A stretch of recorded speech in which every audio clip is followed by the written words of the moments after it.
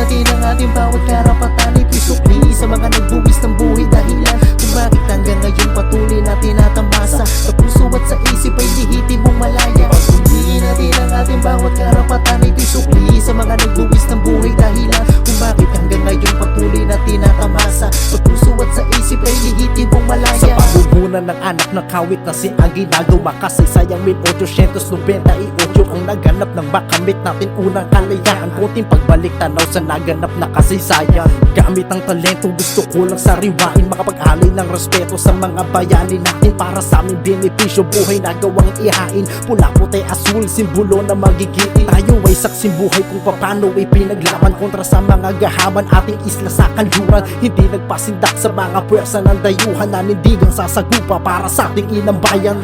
Bilang kabataan sa ating baka bagong ira, gamit lapis at papel, ito'y nagsisilbing sandata. Dignidad na naipasa sa amin na itutuloy. Makata nakatipunero, ito'y taas noon isisigaw. Ako ay may dugong Pinoy, Pinoy ako. Ipagpiliin natin ang ating bawat karapatan. Ito'y sukli sa mga nagbuwis ng buhay, dahilan kung bakit hanggang ngayon patuloy na tinatamasa. Sa puso at sa isip ay lihitin mong malaya. Ipagpiliin natin ang ating bawat karapatan. Ito'y sukli sa mga nagbuwis ng buhay, dahilan kung bakit hanggang ngayon patuloy na tinatamasa. Sa puso at sa isip ay lihitin mong malaya. Walang pwede magdikta, alam ko limitasyon. San man ako mapunta, baon ng dedikasyon. Sulat ay maipinta, ito ay indikasyon na kayang pagyabanin malayang imahinasyon. Mas pinalawak ang sakop at nilabanan ng takot. Di hinayaang ang utak na sa dilim ay mabalot. Bawat patak ay sinahod at sinabayan panasalaw hanggang sa makapuno ng kaalaman sa ibayo mapaabot. Bilang isa sa manunulat na sumibol sa tansa, respeto at pakikisama ang palaging karga. Sa manlupalop mapadpadibdib wala nang kaba, malayang maghatid ng saloobin gamit ang tinta. Gantong konsepto ay mas lalo pa natin na pagyamanin para sa mga kasunod na tatapak sa landas natin. Bigyang halaga ang naitalang marka sa kasaysayan, kalayaan ay mag-uumpisa sa ating kalooban. Tatakmo yan san man tayo dalhin ang kapalaran. Ipagpiliin natin ang ating bawat karapatan. Ito'y sukli sa mga nagbuwis ng buhay, dahilan kung bakit hanggang ngayon patuloy na tinatamasa. Sa puso at sa isip ay lihitin mong malaya. Ipagpiliin natin ang ating bawat karapatan. Ito'y sukli sa mga nagbuwis ng buhay, dahilan